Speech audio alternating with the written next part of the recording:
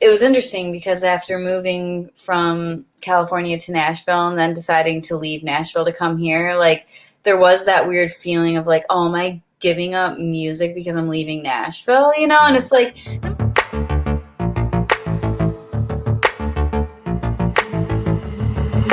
Dystopia tonight.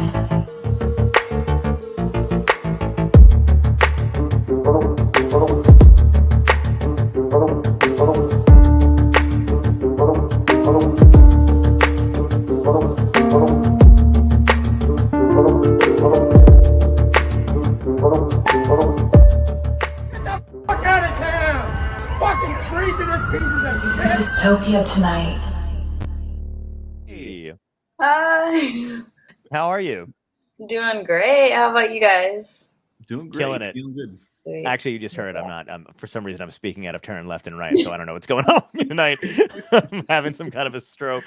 Last two shows I did, so whatever, we'll see. Yeah. That's how it goes. Yeah. Oh man. So you were telling me before you're in Georgia now. You just moved out there. Yeah. Yep. Was that a pandemic decision or was someplace you always want to live?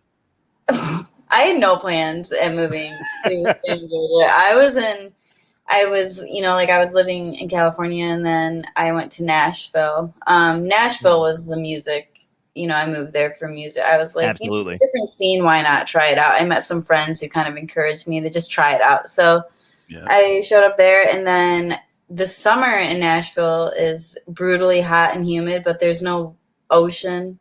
And I was like, I have to go visit the coast somehow. So I went to the closest surf spot on the East Coast to me, which was Tybee Island, Georgia, which is like the closest beach.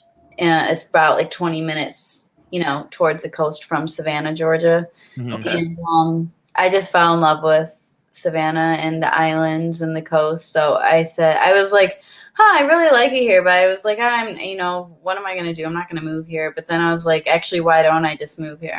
And then I did. That's a great conversation to have with yourself. You're like, no, fucking do it. That was really the story. Like, it's not even any deeper than that. I just got a good feeling, and I was like, I enjoy it here. Like, I don't know. I missed being by the ocean a lot, and Nashville wasn't quite my music, vibe. Yeah. And I felt like I would be able to kind of do more of my own thing here and what felt right for, my kind of musical identity. So it just felt right. So, and How long have you been out there? Since October 1st. Oh, nice. Oh, congrats. That's awesome then. Yeah. That's not very cool. long at all. Right. But yeah, so far it's been awesome. So, but that's great though, because you can kind of, like you said, you can make that your own. I mean, I don't know anything about the music scene out in Georgia or Savannah or anything like that, but like at least if you feel comfortable enough there, you can kind of make that your own thing.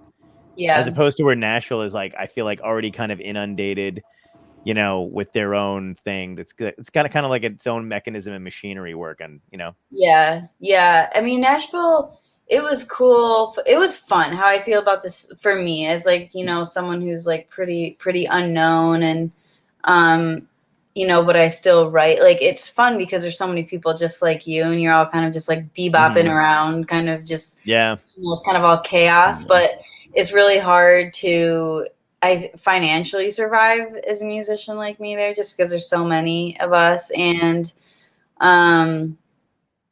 I don't know. I've always enjoyed street performing, and like I think people might think that's weird, but it's something I really, really enjoy doing because people can listen for as long as they want, and there's kind of like no pressure, and you get to kind of like talk to the people. Like when you're playing a gig, like at a restaurant or whatever, you're kind of just playing in the background, and you don't really get like interaction with people. But street performing, like stop and talk to people, and if you live stream it you can reach people that way. And I just really you get to be outside, which I love, being outside and like being by the beach and whatnot. So yeah. How did you first get into that? Like, what was your first street performing gig?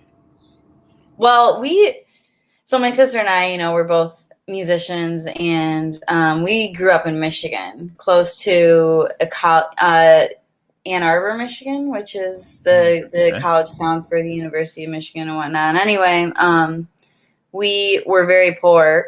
We were like, we have no gas money, and if we want to get somewhere, we need to like figure out something. And like, so it's kind of just like while we were in school, like we would just go street perform in Ann Arbor because it was kind of it's an artsy place. It was good for that, and you can make money and have that be gas. And it's like, well, rather do that, than work, a normal job, I guess. It's like we'd much rather go sing and then kind of do what we want. And so yeah, that was the start of it. And then that kind of led to our, we did like a road trip, street performed around the country and whatnot when we realized that, like this could turn out to be something cool. So that's awesome. Yeah. That is cool. Do you feel that kind of like, what you were saying before about, this happens every show, by the way. I completely forget what I'm about to say. But I don't even break chops about it. I just let it occur. Yeah. You let it happen. You let me like suffer slowly in my own just brain death that I'm having. But basically, we were just saying about like, the street performing or whatever, and going out and doing that kind of stuff between Savannah and whatever. What was it? Ann Arbor, Michigan. No, Nashville. Okay. Yeah. The difference in that. Do you feel like people, because you know how like, I mean, especially for comedy, like it's like you need to be in this place to make it. I've never subscribed to that kind of a thing where I'm like, I think if you're talented and you flourish wherever you are, you can go anywhere. Do you feel the same way about music? Yeah, I think what you just said was interesting because I had to deal with that when I decided to move here. Just because like I was living like, I've really like throughout college I didn't quite know what I want to do with my life. I always loved music and loved singing, but I didn't know if, it'd be possible for me to like really like have a life that way and like sustain myself like financially, But anyway, Right. I never felt like I needed Nashville to do that, But then like it was interesting because after moving from California to Nashville and then deciding to leave Nashville to come here, like there was that weird feeling of like, oh, am I giving up music because I'm leaving Nashville, And it's like, and then my dad said something to me. He was like, well, you never thought you needed Nashville before you lived in Nashville. And I was like, oh yeah, duh, I didn't. Good point. Yeah. I kind of, like, there's a stigma, you know what I mean? It's like, totally. Oh, you're giving up your dream. And it's like, no, I just want to kind of do it a different way. So yeah, I completely agree. And I kind of resent the fact when people do that kind of stuff, when they kind of tell you like, oh, if this is where you need to be good at doing whatever. And it's like, fuck that. Like I can get good. I think that creates like you said, like a stigma, but also it kind of like, I'm trying to think of the word, but basically kind of stunts your growth too. Because if you let that like sink into your brain, I don't think you will grow. You know what I mean? If people feel like if I can't, be who I am because I got to be over there, I won't be really good until I'm over there, then you'll never get good because you'll always think about being someplace else. Yeah. It's weird. Performers have to deal with a lot of that shit, and I think it's bizarre that like there's so much psychological stuff that goes into it that people don't even realize. Like aside from not only having to write your own stuff, if you're singing, if you're street performing, you're trying to raise money, but there's also the psychological aspect of like, myths and fucking like, oh, this is a great building, and if they don't like you here, you kill yourself, and you're like, fuck it. You're like, do I really have to? And they're like, yes. Yeah. It is the law of art. Yes, actually. And you're Sorry. like, yeah. It's just crazy. When you started, what was the thing that got you into music and to begin with? Was it like, your sister, or you, or like, what was it first? I mean, like, first of all, it was just straight up singing. Like what I would do was come home from school and like go to YouTube and type in like Mariah Carey karaoke and then just sing in my basement to myself. And gosh, it was so bad. Like there's some recordings in my phone. It was honestly just tragic. But I wish we had some of those. Apparently I had high expectations for myself at like, 8 years old. But yeah, so that was it. And then from there, my dad had always had this guitar just around. And then I was like, oh, that could be fun. I don't know. So you just kind of start learning some basic, at least I just learned literally like the basic 3 chords. And then you know, started writing a bit, and my songs were all terrible. Everything was very terrible. And then eventually just kind of, I don't know, just kind of grow with it, and it becomes more of a fun thing. And I'm not someone who like is constantly writing just straight up songs all the time. You know, it's like I kind of write when I'm inspired to, or feel like I have some sort of story to tell. So it's just kind of fun, as the years have gone by, just kind of getting more into that. Which, you know, through college, I was a biology major for 3 years in college. And then I just woke up one day. Like, I have a lot of these weird moments where I'm just like, all of a sudden just switch it up, because you just kind of get a feeling. I was just going to my physical therapy class because that was the last straw for me, because I had realized I don't want to work in a hospital. And then I was like, this is just not okay. Like, why am I doing biology? If my friends stopped inviting me to the study groups, because for me, I was like, oh, fun time to socialize and out and like talk about the day. And they're like, Claire, you're a distraction. I'm like, okay, like then maybe this just isn't for me. So I just like switched it up, and then got a degree in multidisciplinary studies, aka liberal arts. Like, thank God I went to a nice school where they kind of just let me do what I want. But and then I was like, well, I want to do music. Like, I love writing and I love playing and singing. And, you know, at that time it was, you know, I had like little gigs and whatnot. I had recorded music while I was in college, because I played college basketball, and that was kind of draining, and I needed like a creative outlet. So a lot of my past music was just me like kind of getting away from all that like hectic life in college, and kind of just being able to be creative on my own and whatnot. But anyway, so the first thing, I didn't really think after that, I was like, I enjoy this, and maybe I want to figure out a way to do something musical, something creative with my life. And at first I thought maybe I could do like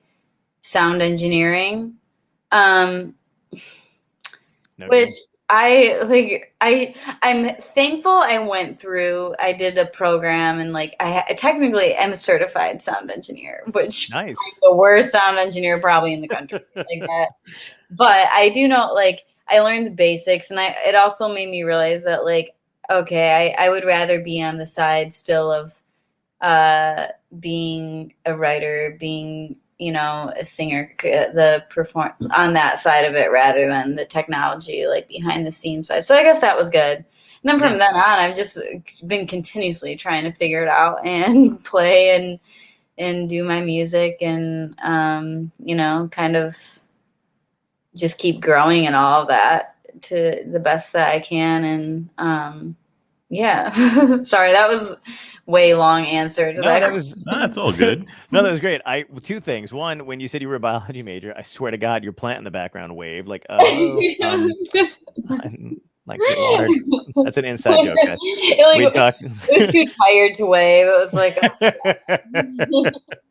but no, that's great. I mean, like, you know, that you even did the sound engineering, even though you kind of like, I like that you were trying to figure shit out, because I feel like most people don't, and then they never get to what they really want to do anyway. But I feel like the more stuff you try, you do wind up circling back to the thing you love anyway, which, like you said, is writing and performing. Yeah. So that works, you know, that always kind of works out for the best. So you taught yourself guitar yourself? Yeah, YouTube. Nice. Yeah. Oh, dude, that's fucking awesome. I'm trying to do that with a banjo, and no good. Banjo is first of all, no one talks about the fact that banjo is so loud, and it does not sound like guitar. You can kind of get away when you like suck at it, and it's kind of quiet and not super annoying.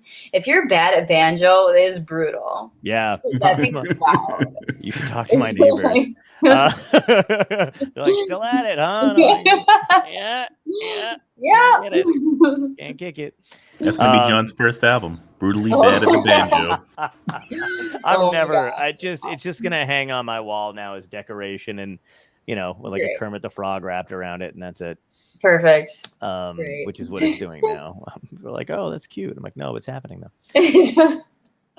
Yeah, it's super hard. I can't believe you did that through the YouTube though. That's fucking awesome. Yeah, I mean, I you know, I was like, well, I wanted to sing some Taylor Swift songs, and it's like that was great because the beginning Taylor, it was only 4. You don't need that many chords to play Taylor Swift, right? So I was thrilled about that. So that was really the goal at first, and then I'm starting more guitar. I'm actually like taking some real guitar lessons. Oh, nice. Now, because I do want to improve. With some like finger picking and just kind of like fills and stuff, And it's like, I don't know. I kind of had a thing with myself. It's like, I could teach myself more guitar, but it's like, I don't know if I will, because like I will just keep moving the capo around and playing the same chords, just with different, you know what I mean? So right. I think it would help if I had a little bit of pressure to like actually focus hard, on make sure I improve, because I think I might, even though it's something I really want to do, I don't know if I trust myself to have the discipline of like, forcing myself to improve. I think a class experience, or at least like a one-on-one, that might help me out a bit. So I'm kind of stoked on that though, just to see how all that one-on-one stuff is awesome. I feel you. I'm not that good. I feel like we had the same experience with just schooling in general anyway. I did treat it as like, oh my God, there's so many people in here and so many people to talk to and so many things to experience. And so like whenever somebody was one-on-one, I would feel like obligated or guilty, like, oh shit, I'm using their time, I better fucking, even though it was for me anyway, but I would be like, I do this for them, and it's like, you have to kind of trick yourself into it. When I was in high school, and my friend and I were like, we'd do class projects, we'd pair up with our other friend because she was like a really good student. We were good, but like not that good. And then she was like really good, and then like so if we paired with her, we'd feel an obligation to do like the homework or the assignment or do well, because we're like, oh, her grade depends on a collaboration. Yeah. And then like on the off chance she wasn't around and we had to pair with each other, we'd literally come in the next day and be like, dude, I didn't do the assignment. He'd be like, me neither. I'd be like, great, see you later. Oh my gosh, that's like awesome that you actually like did step up and she was around, because I feel like that's the classic like classroom project thing. It's like the one kid who really cares and no one else does, and like most of the time people don't step up to the one person who actually cares, and then it's just a train wreck. But exactly, now we felt like we needed to do something. But that's cool too, because the more like if you take the classes, like one of the things I learned too is like if I'm I've learned to like listen to other people who know more but still take away what you need to from it, because just if you've kind of figure out, which I feel like you have too, is like the way your brain works. You can still learn from people, but the thing is that you're not going to take everything. You're not going to fully, whatever. They don't need to know that, but you know what I mean? Like you take what you can. That's a wrong way to go into it in the beginning and be like, listen, guy, I'm not going to, I'm going to take about 75% of what you say and use it, and the rest and fuck off. But yeah, it's interesting. It's a good way to learn. Yeah, totally. Do you remember your first paid gig? Gosh, I think so. Jeez, I think it was at a winery in Grass Lake, Michigan, which is where I just did a winery. They're interesting. I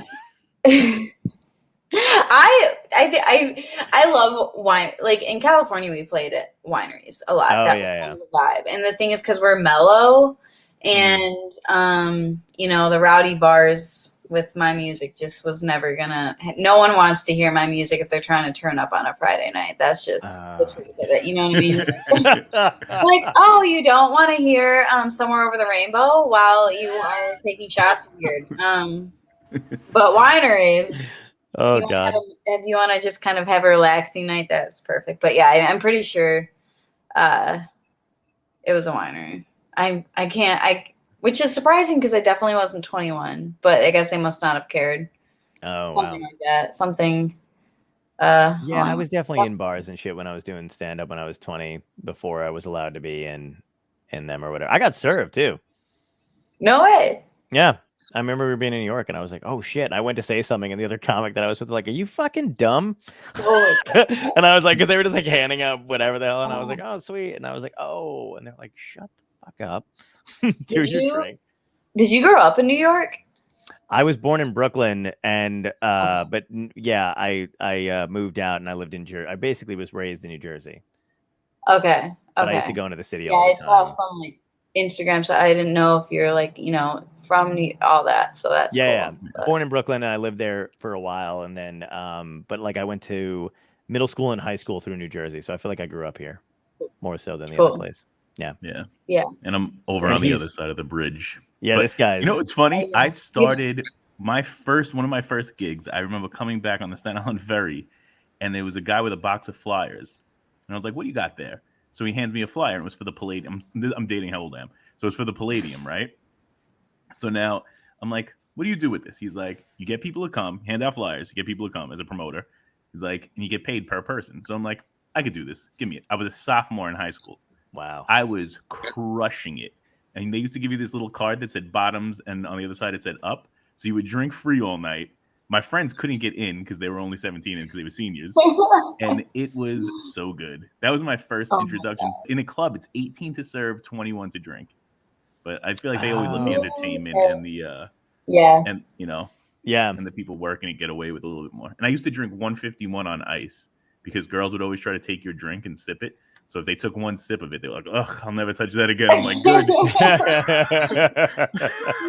Oh my gosh. Oh, that's so great. Oh my gosh. I did we had a club here. It's gone now. I think it was like, I don't even think it survived the pandemic, but it's a shore trash bar. And have you ever been to Seaside? You've been to Avon, you said, right? Yeah, but I don't know. Yeah, Seaside's like the Jersey. I don't know if you've seen the Jersey Shore stuff, but that's where they all go to, like, they all go. Well, they all go to where Staten Islanders go to get pregnant and punch people in the face. So they that's where they congregate. But anyway, in that order, yeah. That's the otherwise it won't happen. You know that, Tom. The two main thing. But yeah, there's this bar there that would do the same thing. They would do you could go if you were 8. I never knew how it actually worked though, because I never went, but like it was Bamboo, it was called Bamboo, and it was 18 you could get in, but you weren't allowed to be served unless you were 21. But I think they fucking did whatever they wanted there. Like, I really, like, there's no way, because I had to go pick up friends and friends, siblings there and shit, and I was like, "Where you come from?" They'd be like, "Bamboo," and I'm like, "Okay, guys, yeah, the fuck." How did you wind up on TikTok? Because you blew up on there, which is phenomenal. But like, was that a planned thing, or was that just like, fuck it, we'll give it a shot? It was like, honestly, my sister, like, when she was like, "Dude, like," it's kind of lame, but at first, like, it was just kind of like beach stuff, just because, like, we're beach, like I said, we like to surf and whatnot, and so it's just kind of fun, like, making little beach videos. And then, I was like, it's kind of, and TikTok's interesting because it seemed, they try to find like your niche, it's like you can't do it all. Your page has to focus on one thing. And so, like, it's all that. But then I was like, like, I'll do some music stuff on there and, like, just, kind of mix it all together. And then, it's just for fun. And then I started live streaming when I street performed. And that was pretty cool because a bunch of people would watch. And it kind of just made it made street performing kind of exciting in a new way. And so I just kept doing it, really. And it got it's interesting. Like, I feel like my followers now on TikTok are kind of like a cool mishmash of people, because some are like, they just want beach stuff, and then other people want singing stuff. So it's like, whatever, I'll try to, I enjoy both. Like, both are very much me. So, I feel like it's a good way. And you know what? Like, it's, you guys know, like, with, music and all of that type of creative stuff, social media is such a huge part of it all now. And as much as, like, it's kind of a drag sometimes, but, like, I just think of it as, like, I love street performing. I do it anyway. I'm happy that, people enjoy listening to me on there. And, like, if people enjoy my music and if I were to release new music, there's more people that would listen to that on there, and so I think that's exciting, and I'm just happy that people enjoy listening to me sing, I guess, because I enjoy singing. It's cool. So yeah, let's make sure they know what the name is. So it's at Barefoot Girls with a Z. Because if you use an S, you get totally different stuff. So Barefoot Girls is the name on TikTok. So you get a lot of because I gotta think people come on there and they're like, it's gotta be some creepy people. But then you want the name. It's always interesting because I don't always on my regular videos, I don't get so many creepy stuff. On the live streams, you can get some kind of gnarly comments, and you're kind of just like, really? But thankfully, most people aren't super creepy, but you get the occasional creepster. But then again, you get the occasional creepster in real life too. You know what I mean? Right. It's kind of just Yeah. As a guy, it's mostly just the 60-year-old men who think you want to date them for some reason. It's mostly just that kind of brand of guy. It's yeah, of course. John's got a lot of those. Yeah. Well, you know what? You know what's really sad is I wish you were fucking kidding. I'm not even. Oh man, there's no way. There was a when I was doing I'm love watching you think in real time. It's really upsetting because I'm like, oh my god, this thing happened to me yesterday. Should I say it? Probably not. I don't know. Are they watching now? No, there's no way. My brain's losing its mind. But I was that ADD doctor we had on was correct. We had a guy on. It was you got it within 30 seconds. But I was I got a message when we were doing the play out of the fucking blue because I was posting. I did a play the other day, not to brag. Don't worry about it, it's fine. But she's like, nobody cares. But I was posting stuff on Instagram stories or whatever, and then out of the blue, somebody I guess who followed me had messaged me. And it was hey, you're really cute, and I would hate myself if I didn't message you this, blah, blah, blah. And then, but it was shut up. It was but, and it was how was your day? And I was just oh, that's fucking weird as shit. And I looked to see who it was, literally some 60-year-old woman. And I was just why? Why on God's? And my friend was oh, well, come on, you don't want somebody to shoot their shot? I'm like, fuck you, dude. That's not the case. How do I respond to that? Whatever. But it's got to be. I mean, by the way, it's 10 times worse for women, but it is kind of odd. I don't understand it. Or it's just odd altogether. I think both. It's just always a little odd, and it's kind of just right.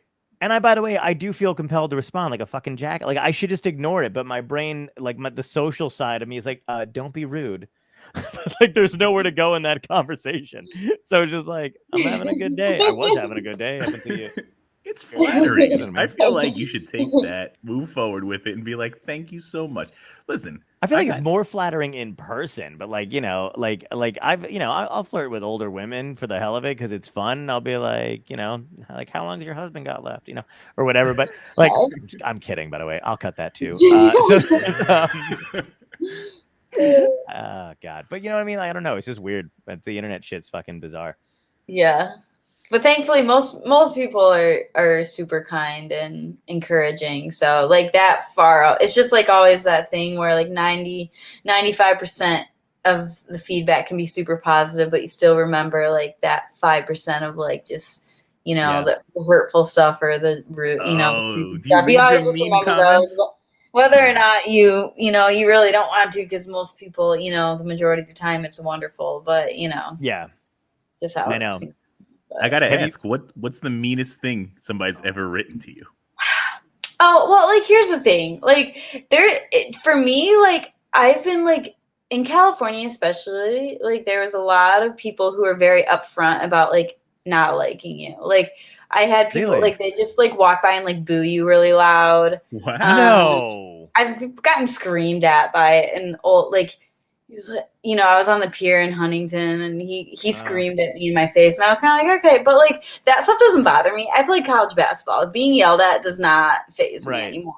I'm but someone, I think the saddest thing that someone left to me while street performing was a note that I was playing, and they said, "We have to listen to you every Saturday morning," because I street perform at a farmer's market here. And they said, "You're really depressing." And I was sad.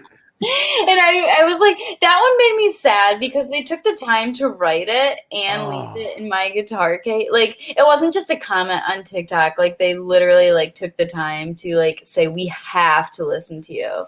And then call me depressing. And it's just because, you know, my music is mellow. The next weekend, did I print off a Bob Marley song and try to play it as upbeat as possible? Yeah. But I love it. Like, I think it's hard because I don't sing very many sad, like super sad songs street performing. I just sing more mellow songs, and it's 9 a.m. I'm not going to be singing Led Zeppelin at 9 a.m. Right. But anywho, like, that stuff was sad. Like, in Nashville, I had some guy, I had a half-hour set, and I was like, okay, I'm just gonna play one of my originals. Like, I had played country covers for this whole time. Okay, like upbeat country covers. And I was just like, I'm gonna throw in one of my songs. And the guy who was hosting it said, "Oof," in the microphone. Jesus Christ. And I was like, love that. And he's like, and then after, of course, he told me, he's like, "No one likes your songs. They're too slow." And I said, "Thanks." And then I left. And I never played it. But yeah, so you get, like, that's the stuff that makes me sad. But like, people like giving, like, the kind of, sometimes you'll get drunk, people yell at you. That stuff never bothers me. That's just, you know, right over my head. Yeah. Okay. As long as I feel safe, then. I got I did it. So, you know, I was doing stand up, and obviously, imagine if I was playing piano, and people were like, "Well, of course you bombed." Out of the blue, I thought I'd switch it up. Now I was doing stand up, and I wasn't that like new at it. You know what I mean? But I just had one of those nights that like I fucking ate it on stage. But the worst part is that like I did a local gig. And when you do that, like, you know, like your friends, teachers, parents from like out of the fucking blue come out, you know, for no people who don't even like you want to come. You know what I mean? Like, you're like, you never liked me. What are you doing here? But they like everybody started showing up. Oh man, it's just the most, like, it's the worst shit where I'm like, why are you here? And they all came. And I mean, when I fucking tell you I tanked, I mean, it was just nothing. It was like, it was just, I don't know what was happening, but to this day, I still remember it. I think it was like in 2008. Or some shit. And I was just like, but it definitely left a mark. But somebody wrote a note and left it on my car.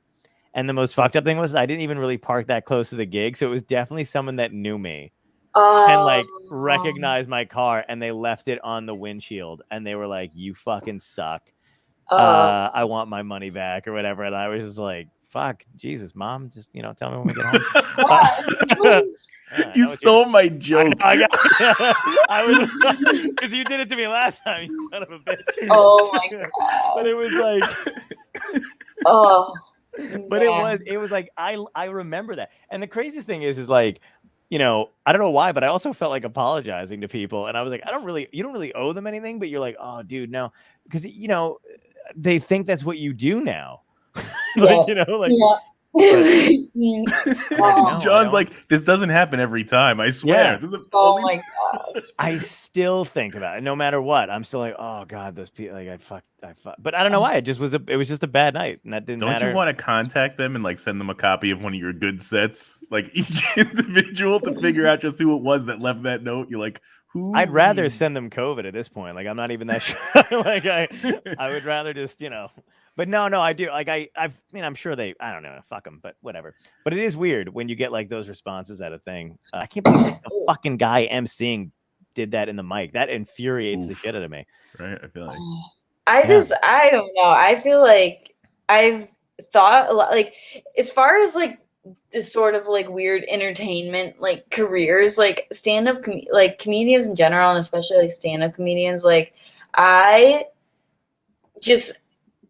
cannot imagine how like much goes into, like, I just, you know, singing is I don't know. I just feel like it takes so much guts, and like you have to be so smart to be a stand, like you have to be able to read, like I don't know, I just like think so much goes into it, and I feel like no one think, like, I mean, I hope people think about that, because there's a lot of preparation. Like you don't just like show up, and thing is, I can get away with just showing up and singing and not really thinking about it. I can get away with that. Like I feel like as a comedian, like I don't know. I really don't know much about it, but I feel like there's a lot more planning and expertise that goes into all, like, I feel like all the details are specifically planned out.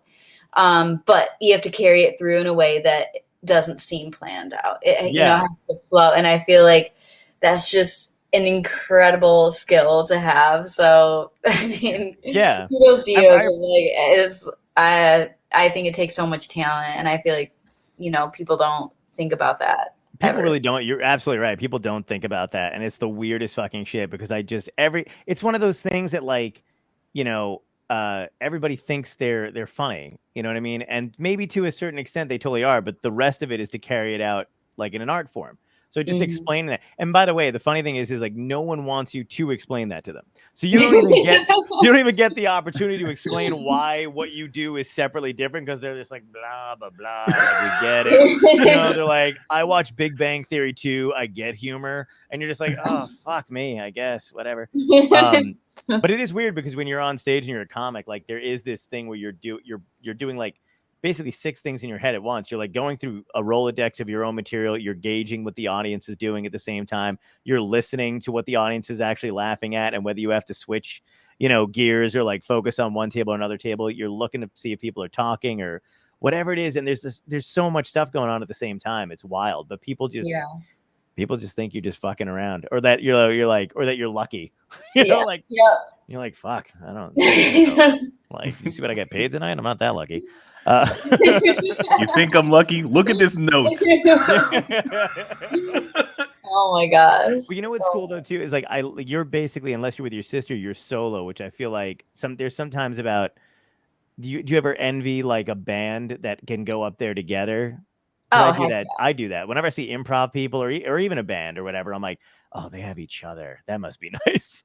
Yeah, I mean, I love like doing music with my sister. Like we did, you know, she had a little tour, and I played cajon and did backup and all that, and it was fun. It's just like I would love to have a band, just because I think it adds so much to the music. You know, like it adds, you know, you can take a song of just like vocal and guitar, and like whatever other instruments you add can totally kind of determine the feel of the song. It can totally play into what you're saying. And I think it can create such like kind of a wider experience. So I would I would love, like, and that was cool about Nashville's, like, it was so easy if you had a little half-hour set to get to play with a band. You just like call, like, because it's full of music, so it's easy. It's like, oh, can you play guitar and drums for me, like, for this, like, real quick? And they're like, sure. And it's like awesome. So that was, that was fun, having more experience playing with other musicians. But I would love to, like,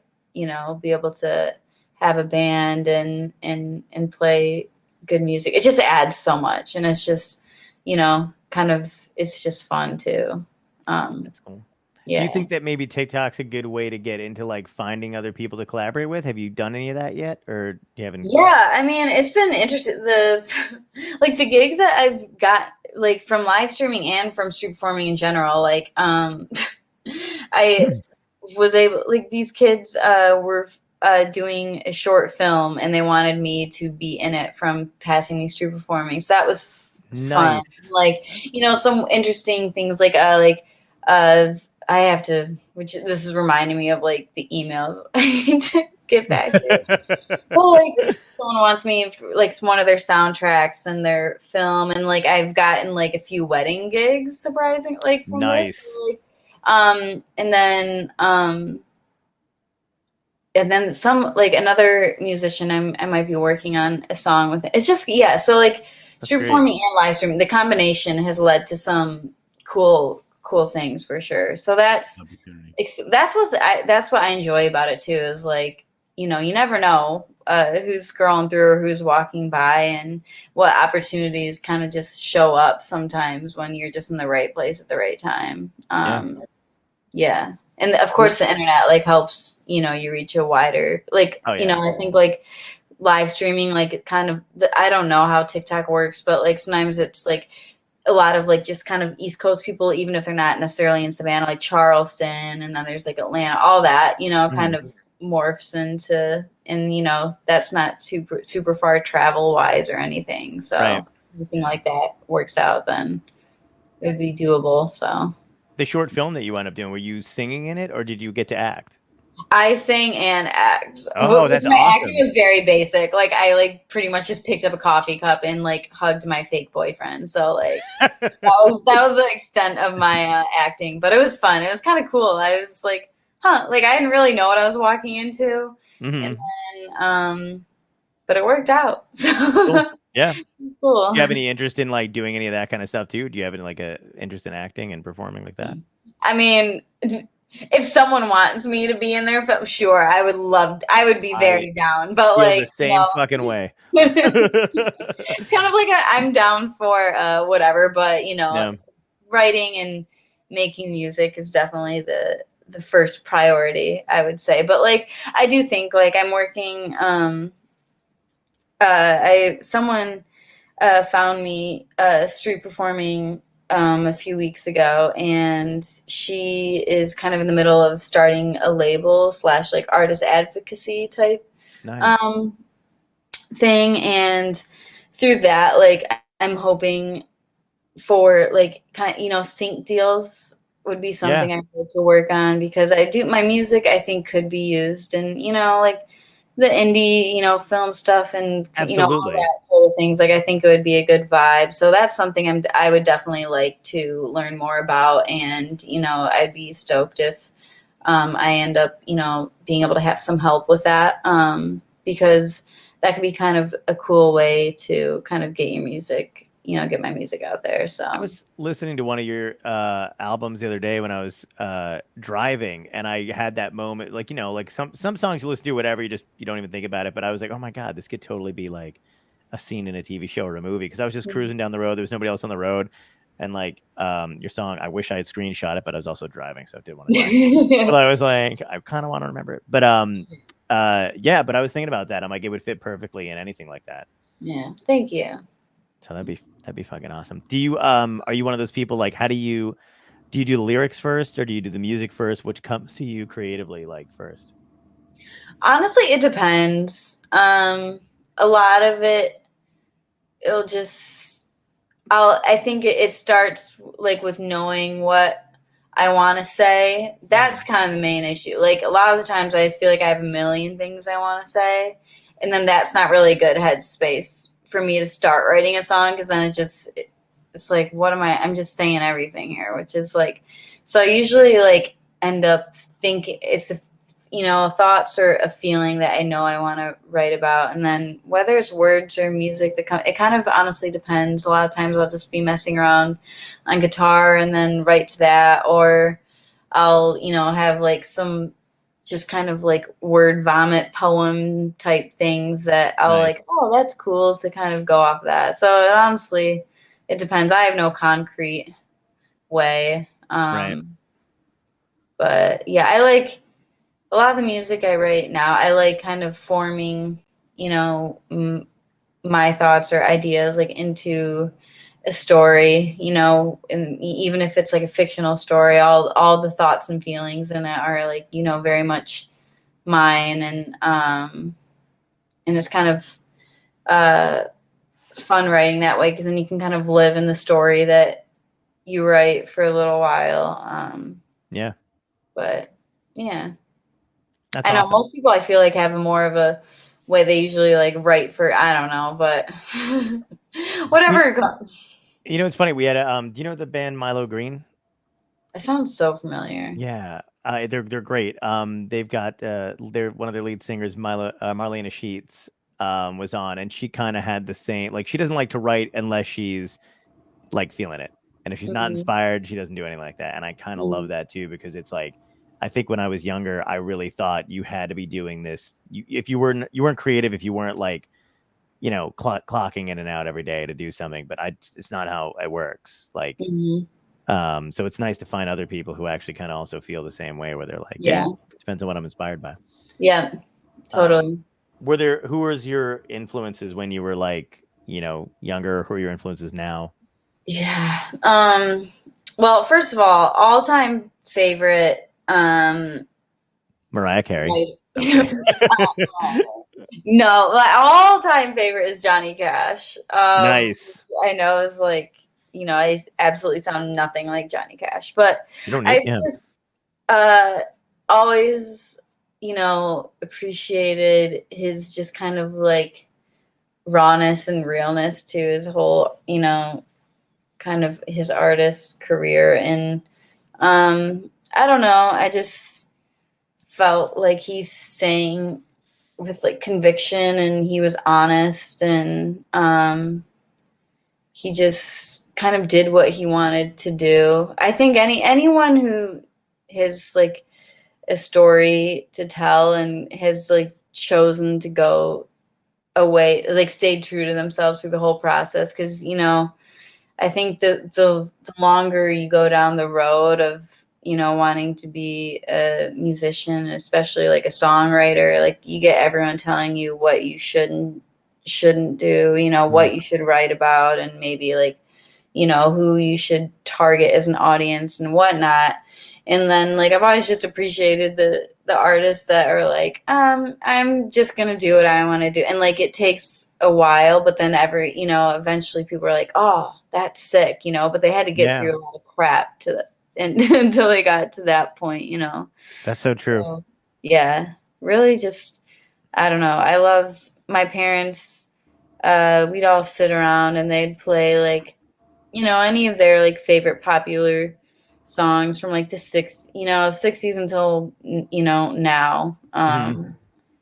Just you know, Simon and Garfunkel, they were fun to listen to. Bob Dylan and Carole King. Bob Dylan. Carole King, yes, absolutely. Yeah, and then like, you know, Mazzy Star, that was holy fucking shit. You're awesome. I love Mazzy Star. I've been trying to get her on the show for a while now, but I know like her partner just passed. There was part of the band, and then so she couldn't do that then, and I think she's just starting to resurface, and I'm like baiting, like, you know, trying to like ease into being like, come back, come on the show. Yeah, but, man. Yeah. Hope Sandoval's fucking awesome. She's great. Yeah, super incredible. And yeah, all that. Like I like Neil Young. He's one of my faves too. So nice. Do you like Graham Nash? Yeah. Yeah, I think when you were talking about poetry and stuff like that, or you were making like that, I immediately thought of Graham Nash, because I feel like his songs are very like lyrically, like if you just print them out, they'd be like, oh, this is poetry. Yeah. Which is just amazing. Yeah. Did you ever go to Laurel Canyon when you were in California? Where is that? That's like, so they had this whole documentary about it, but that like in the 60s and 70s, we were talking about like all those people, yes. Oh, yes. I think I watched the documentary. How good was that? That was so sick. Oh, I know. Yeah, I wanted to go there because that sounded so cool. I want to go there, like, you know, fucking 1970s when I want to go there. Like, yeah, that was so rad. Like everyone's just showing up at each other's house, like all these like TV stars, you know. Oh, that was so rad. That was so cool. And they're all just like making music together or hanging out or like having these experiences that are just also not filmed. You know what I mean? There's no TikTok, there's no none of that back then. So they're just like, you know, Willie Nelson came over, and so did you know, Joni Mitchell and whatever. And you're like, what the fuck?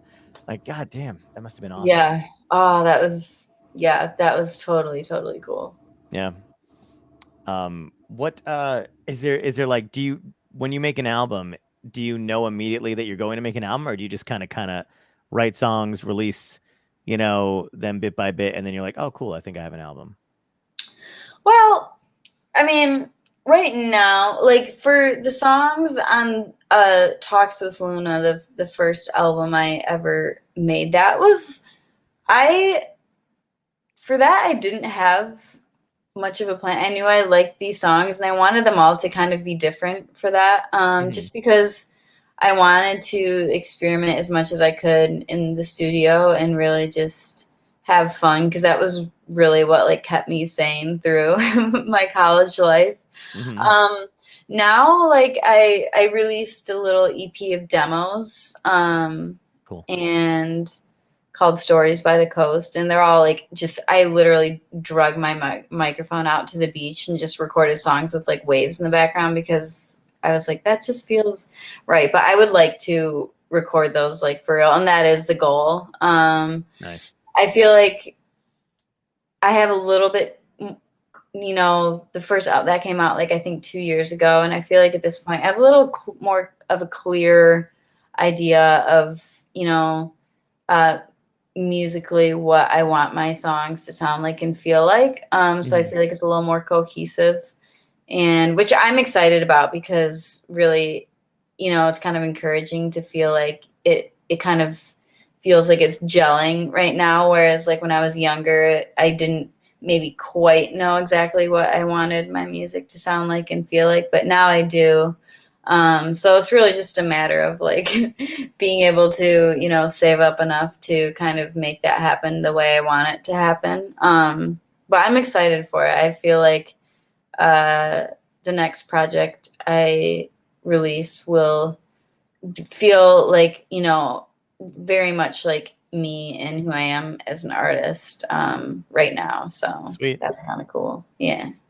Yeah, that's awesome. Are you planning on like touring anywhere?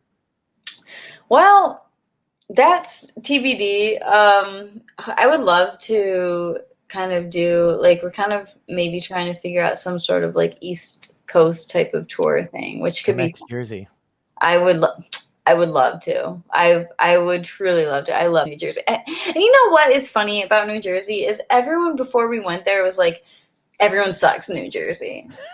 And then I got there and I'm like, no one's like, this is lovely. Right. I'm having a great time. Like, wow. At least it was summer. So like, granted, the weather was beautiful and yeah, it was really nice. All those little towns along the coast are, you know, awesome. But summer in New Jersey is exactly what keeps me and my friends consistently coming back, no matter where we are. Like I've moved out a bunch of times, and then it's like, there's something about missing the summer in New Jersey, man. It's crazy. Right now it's winter and we're all like, but like it's literally can't bleed out fast enough. But yeah, it's summer in New Jersey is the best. I'm glad you had a good time here, because I feel like a lot of people that when I tell guests that I'm like, you know, New Jersey, they're like, oh God, I'm so sorry. I'm like, oh, I guess me too. Oh, somebody said they miss you playing on TikTok. Well, I'll be back. Tune in this weekend. I'm back. Where are you going to be playing this weekend? Oh gosh. And like just random places around Savannah. Nice. Like River Street is like kind of the popular kind of touristy spot. And then I like playing in the squares, which in like Savannah, there's like kind of like little parks intertwined throughout the city. And then there's the farmers market, which is at a really big park that I like street performing there. And yeah, it kind of just depends. Also like where I don't get in trouble sometimes, like you ever gotten chased by the cops out of places or whatever? Oh yeah. Oh, nice. It's which, you know, kind of gives you a bit of stress. Have you been arrested? I've never been arrested for street performing. But yeah, you do get in trouble from, it depends on the cop. That's the issue is like, I like you had a caveat. You were like, for street performing. Anyway, moving on. It's like, okay. Like most of the time, like 9 out of 10 of the cops like are very cool and they don't care. And then there's like always the one that comes around and you get in trouble. And I just don't really know. You kind of just have to go with it. And, you know, kind of a bummer, but you have to go with the possible arrest. Like, all right, what did I do this time? All right, well, did you find a new location in Savannah? Yes and no. I kind of just go. I really just kind of I try to mix up the spots. Sometimes I think the times I run into trouble usually are with sometimes if I'm in a place where there's homeless people around, they see me as a threat, and they don't. They will get me in trouble. So, which it's a hard situation, and but I try to play in the places where I'm not bothering anyone else's business. So they feel like you're taking away from their profitability, so they get mad at it. That happened, yeah. So it's but I try not to stop, and if that's the case, like I usually kind of just drive around until I find a spot that looks like I'm not in anyone's way. So it's kind of just it's all okay. Who's around today, and where is a good spot for me today? Around the city. So that's what I try to do. That's really interesting. I'd be like, pick up a drum, learn a talent. Right. I never would have. I was gonna say I never would have thought about that. I mean, like it's like a homeless magic show going on that you're intruding on, or like not to disparage. We're all done. Busking can't be easy. I feel like. So have you, all the places you seem really nomadic. Like you've been to a bunch of places. Do you have like a favorite, or are there places that you want to get to that you haven't been to yet? Okay, well, my like I said, my sister and I lived in our station wagon for a couple months and street performed around the country. So like we've street performed in a lot of places. We love, or at least I loved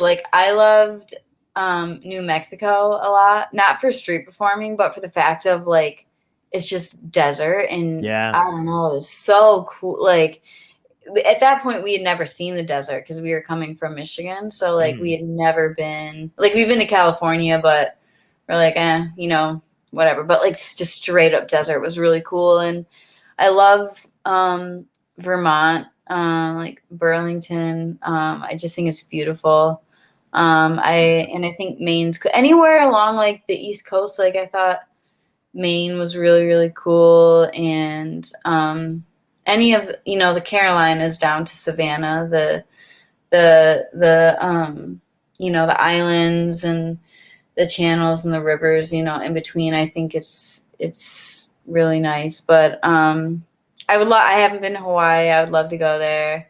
I would also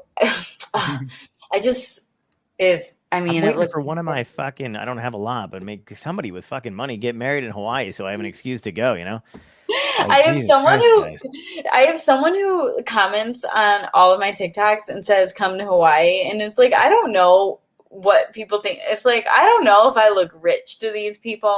Like, if I was really doing super great, like I probably wouldn't be street performing to like pay rent every day of my life. You know what I mean? Like, I would probably be a little more financially stable, but I would love to go to Hawaii, and I want to go to Montana in the fall because I think it would be pretty. That got drastic real quick. Like you were just like Hawaii, Montana, also Montana though. Well, those are like the places I haven't been. Like I want to do. I can get you to Montana. Well, I want to go, but like it's unfortunate because my desire to go to Montana is like strictly like October. You know what I mean? So I really have a short window to really, really want to go there because. And you just missed it. Yeah, I know. Yeah. I just continuously missing it. It's just kind of a bummer. Like because I think about it every year, and then every year I'm just like, didn't go to Montana again. That is crazy. Set a reminder. Yeah, I will. We'll write her on September 1st. Great. Yeah. I always want to. I did the Salem Comedy Festival, headline that like whatever, but it was like just outside of October, so I was bummed. I didn't give a shit. Like I did it, and it was a lot of fun, but I was like, "What's the point? I'm in Salem. There's no fucking ghosts and shit now. It's it's November, whatever. Not it is, whatever." And then, but I like going to Boston around Christmas time because they're all Irish Catholic, so the whole place just looks like Santa exploded in the neighborhood. Oh man, it's everybody's fucking drunk and playing Christmas. Well, they're drunk anyway, but everybody's just playing Christmas music. And, I was like, that doesn't change. We were gonna street perform in Boston. And then we got there, and it was like a Tuesday afternoon, and it was so busy, and like we didn't know where we're going, and no one was putting up with us not knowing where we were. Everyone was furious at us. Like we were just trying to find a place to park, and everyone's honking and walking and like in front of us. And then we got overwhelmed. We had to get out of there. We're like, listen, these people they know what they're doing. They're about their business, and we are just in the way. So we had to leave. But I was like, this is such a cool. I would have loved to hang out there. Like I would have loved to just soak in that energy for a day, but we got stressed. You got to give it another shot. You got to try to, if you absolutely will. Absolutely will. Like Cambridge is great. The whole area is fucking awesome. Just it was beautiful. Like, I love the architecture. I know all the mix of old and new is just fucking fantastic. It's so great. Yeah. Have you done New Orleans and Key West yet? Yes, I've been to. I haven't played in Key West, but we played in New Orleans, and that was really, really cool. I felt like I had entered into a new country in New Orleans. I was like, what is going on? There's boobs everywhere, and I didn't know what was happening.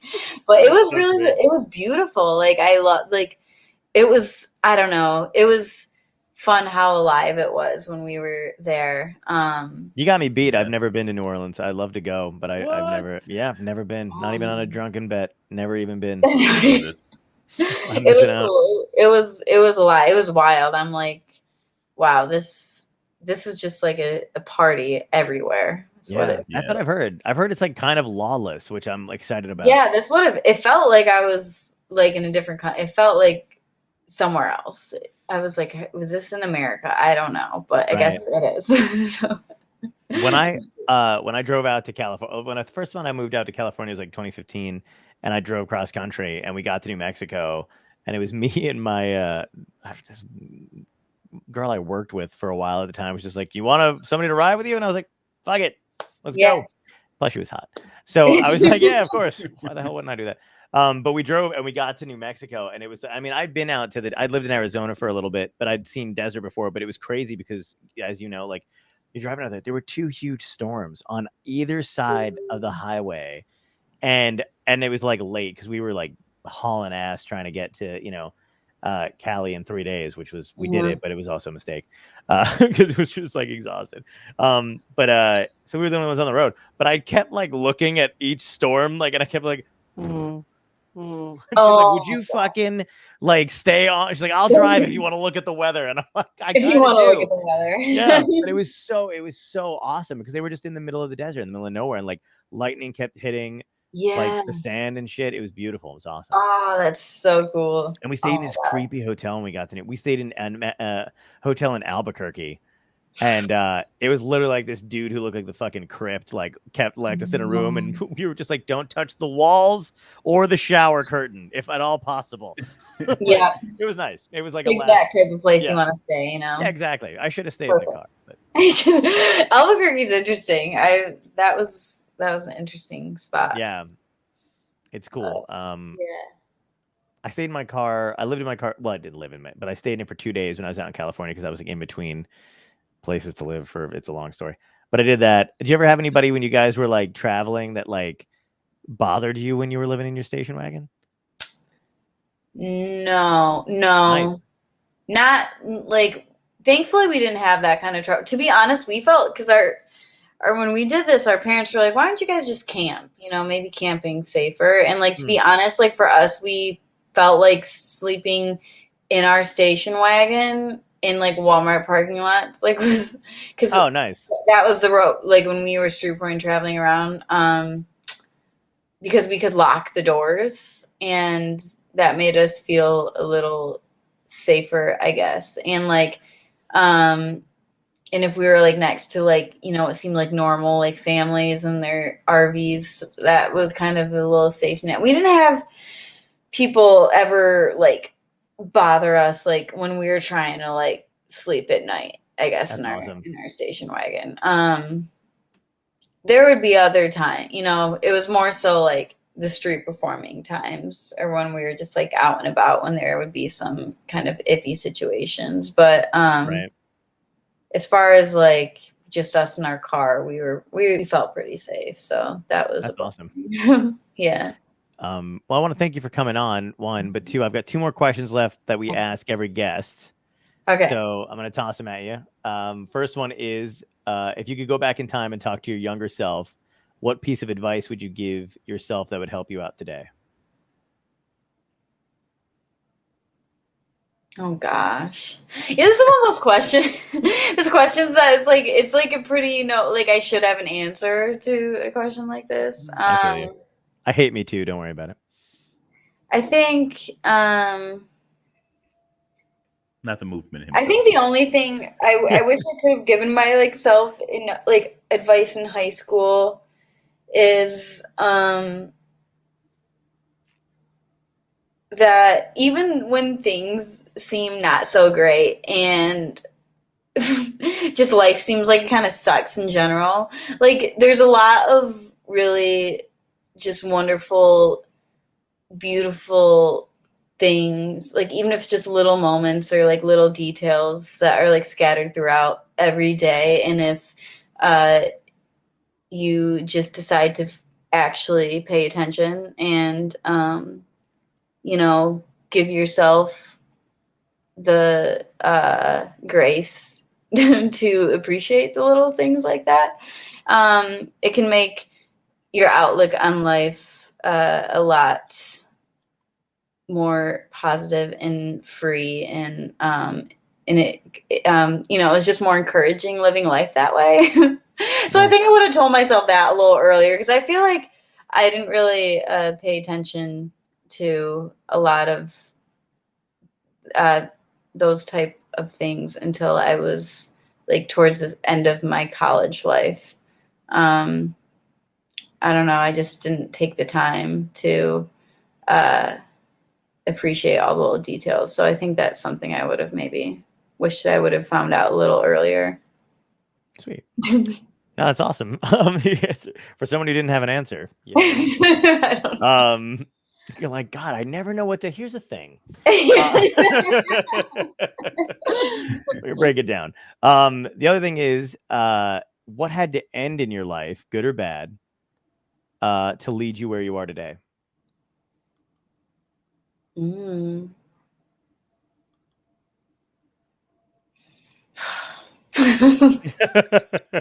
feel like a lot of stuff, you know what I mean? Like, yeah, I feel like a roll lot through it. Geez, I mean, as someone who played competitive sports like for her whole life, I think, to be honest, like the end of my athletic career, like as far as like, you know, college, like, you know, at that type of level, that had to end, because that took, in order to really be able to focus solely on music and this sort of thing that I am doing, it's, I would rather, you know, I wouldn't be able to do, I want to give it 100%. And I feel like, you know, I couldn't give 100% to, you know, being really into playing my sport. And then, I don't know, just like, I mean, I'm thinking I wouldn't, if, I mean, I didn't make it on, I didn't get a chair turn on The Voice when I had auditioned. I got through all the auditions. So it's like, and then I get to the blind audition, and then no one turned around. They're like, "You're pitchy." And I said, "Yeah, I know. I don't know what the heck happened there." But, you know, if I hadn't done that, I probably wouldn't have left California, because that was like, I was like, well, geez, now what? And then I moved to Nashville. And then if I hadn't, you know, left Nashville, then my time, if that wouldn't have ended, I wouldn't have ended up here. And then I wouldn't have, you know, kind of started kind of, you know, getting back into street performing and kind of creating music in a way that I want to create music. And, you know, so I guess, geez, all the, whenever something ends in my life, something else ends up happening. And I feel like that's true with everyone's life. You know what I mean? But it's just, yeah, all the kind of, it's, and it is weird to think about. I was like telling my sister the other day, I'm like, isn't it so weird if just like one little thing just hadn't happened? Like, I would not be where, like, you know, just like physically, I would not be in Savannah. Like, if I had never auditioned for The Voice and gone through that, I probably still would be in California. And that something else would be cool. It's not to say that nothing, it's not to say that this is the only way. It's just, you know, something else cool would have came along because something else would have ended. You know what I mean? So, yeah, I'm just happy for the journey. And, yeah. There's all these different dimensions with other things going on right now. Yeah. But that's awesome, though, because I feel like for anybody just starting out or watching or anything like that, where like they're curious about it, it's good to hear stuff like, look, I had this, you know, you were on The Voice and, or you know, you were auditioning for The Voice and it didn't work out, but it led you to somewhere great. Like, I think people imagine that kind of stuff just stopping them in their tracks, or like it's just this thing that like, you know, could sidelined you, but it doesn't. We all have, anybody who wants to do anything creative has those moments where, you know, something kind of big comes along and then you may not like it, or it doesn't work out, or whatever it is, and you wind up just fucking kicking ass somewhere else. Yeah, you just go with it and, you know, pay attention to your gut feeling about things, really. And nothing's the end of the world. You know what I mean? It's like, you know, if the world was ending, we're all going to die anyway. So it's like, you know what? It's like. Yeah. Oh, I agree. You know? Yeah. Whenever they're like on the news and like, we got 12 years left. I'm like, sweet. I got like, all right. We got a timetable to make this shit happen. Yeah. Well, look, it was incredible getting to meet you. Thanks for coming on. This is a blast. I hope you had a good time. Thank you. Thank you guys for having me. This is awesome. Such a pleasure. Hail Caesar's been in the comments all night. He says, I love Clara's music. I didn't know you played basketball, and he wanted to know when the tour was, too. Do you have a tour coming up? Well, if he was talking about the Midwest tour, it sadly has ended. It ended Sunday. But I will definitely keep everyone updated on Instagram and TikTok and all that with any upcoming shows, tours, and whatnot. You want to throw out your handles and website and stuff like that? Tell people where they can find you? Well, for everything besides TikTok, it's Clara Waidley. So it's just my name. And that's same for my music on all the streaming stuff. But yeah, TikTok is Barefoot Girls, and girls is spelled Gurlz.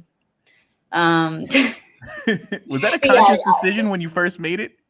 I don't know why. I just thought girls. I thought that spelling was more fun, and that is the only reason. Smart though, very smart, because it just it does distinguish you from the rest of the shit. Probably the other user. Who knows? Could have been taken already. So you know what? Like maybe. Right. But, on TikTok, I do a lot of live streaming with street performing and whatnot. So that's fun. But yeah, if upcoming shows and tours and whatnot, I will definitely be posting about them as soon as I know. So awesome. Yeah. Perfect. Looking forward to it. Cool. And thanks again for joining us tonight. Have a great one. Thank you guys so much. Have a good night. Thanks. Have a good night.